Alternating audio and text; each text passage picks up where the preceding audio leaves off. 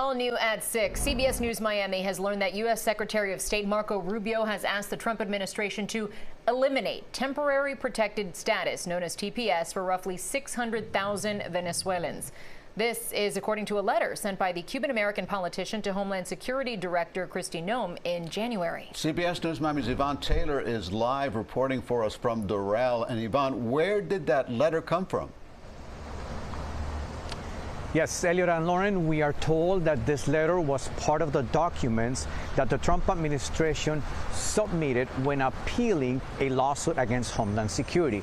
See, a federal judge ruled, it was a federal judge from California, ruled against eliminating TPS for Venezuelans. So the Trump administration appealed, and they had to provide a bunch of documents. So in that pile of documents appeared this letter from Marco Rubio asking Homeland Security to eliminate TPS for hundreds of thousands of Venezuelans.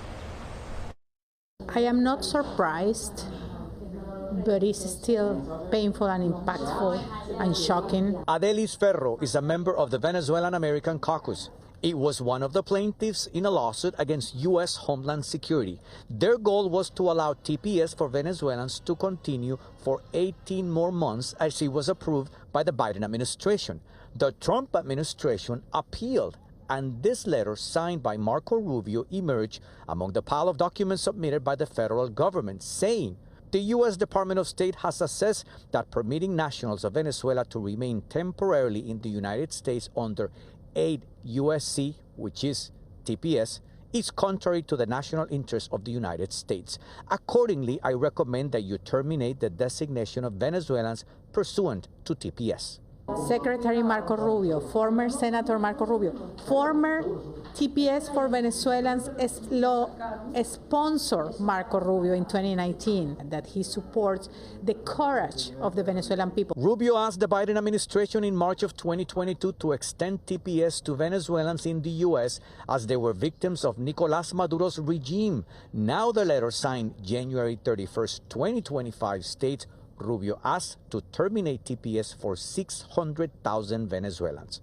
It is painful, but I think it is very revealing, and I think we are finally knowing and discovering the real support that some elected officials actually do for us here in the United States. We reach out to the office of U.S. Secretary of State Marco Rubio for comments regarding this letter. We are still waiting for a response. We're live in Doral. Yvonne Taylor, CBS News, Miami.